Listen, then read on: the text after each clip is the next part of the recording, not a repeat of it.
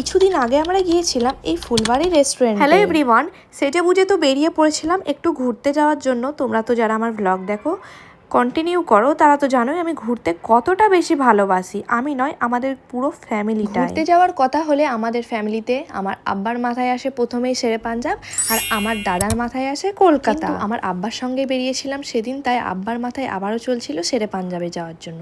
তাই আমরা বলি না, শেরে পাঞ্জাবে যাব না, আজ যাব অন্য জায়গায়। তাই আমরা চলে এসেছিলাম এই ফুলবাড়ি রেস্টুরেন্টে। আই থিঙ্ক এটা কোনো নার্সারি ছিল, দেখতেই পাচ্ছ এখানে চারিদিকে গাছও পাওয়া যাচ্ছিল। আমার এরকম সুন্দর অ্যাম্বিয়েন্স ওলা রেস্টুরেন্ট বা অন্য কোনো ক্যাফে বলো খুব ভালো লাগে, তাই আমি এইরকম জায়গায় যেতেই বেশ ভালোবাসি। দেন আর কি মাকে এখানে হাই করে দিতে বলছিলাম, মা এখানে হাইও করে দিল। আর অর্ডার দিয়ে আমরা বেশ কিছুক্ষণ ওয়েট করছিলাম। প্রথমেই মাথায় একটা জিনিসই ঘুরছিল, এখানে খাবারগুলো কেমন। প্রথমে এখানে অর্ডার দিয়েছিলাম রেশমি কাবাব, তারপরে বাটার নান, চানা মশালা, আর এখানে সেজুয়ান চিকেন, তারপরে ছিল ফ্রাইড রাইস। এখানের খাবারগুলো একদমই ভালো ছিল না, তাই ভাবছিলাম শেরে পাঞ্জাবে গেলেই ভালো হতো। জায়গাটাও বেশ বড় পাওয়া যায়, টাইমটাও ভালো স্পেন্ড হয়, আর খাবারগুলো খুব টেস্টি হয়। তো যাই হোক, সব দুঃখ সাইডে রেখে এখানে গান শুনতে শুনতে মজা করতে করতে আর চাঁদ দেখতে দেখতে আমরা ফিরে পড়ি বাড়ি।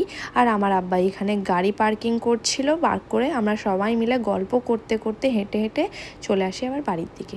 এটাই, টাটা।